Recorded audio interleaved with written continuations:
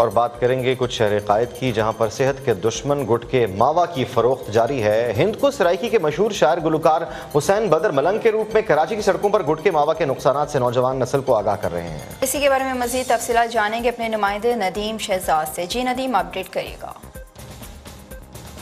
कैद की अगर बात की जाए तो यहाँ पर गुटखा मावा के खिलाफ पुलिस काफी मुतहरक नजर आती है और हाई कोर्ट के भी आर्डर है कि गुटखा मावा के खिलाफ के इनके कारखाने और गुटखे को तल्फ किया जाए। नौजवान नस्ल जो इसमें देखा जाए तो गुटखे मावे से इनके मुंह के कैंसर में इजाफा होता जा रहा है। इस हवाले से कराची के अंदर बदर हुसैन जो कि डायरेक्टर हैं, प्रोड्यूसर हैं, राइटर हैं, इन्होंने एक बहुत बड़ा कारनामा सर अंजाम दिया। इनकी यूट्यूब पर वीडियो मौजूद है जिसके जरिए इन्होंने एक मलंग का गेटअप अपनाकर मैसेज दिया नौजवान नस्ल को कि गुटखे मावे से बचे। इस वाले से हम इन्हीं से जानते हैं और अपने वो गेटअप के अंदर हमारे साथ मौजूद हैं। गली गली नगर नगर चल के इन्होंने नौजवान नस्ल को इसी गेटअप में एक मैसेज दिया। जी बदर साहब, आप ये बताएं कि आप खुद एक डायरेक्टर प्रोड्यूसर हैं, आपने इस रूप को अपनाया, इसकी क्या वजह थी और ये मैसेज के पीछे क्या थीम थी आपकी?